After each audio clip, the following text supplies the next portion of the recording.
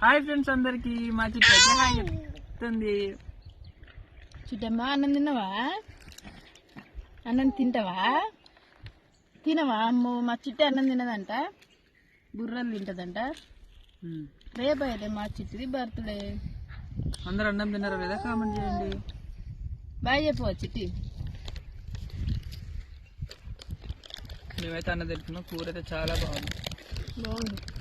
చిట్టి టమాటాలు ఎగ్ చాలా రోజుల తర్వాత తింటున్నాం మళ్ళీ మేము చిట్టి టమాటాలు కదా.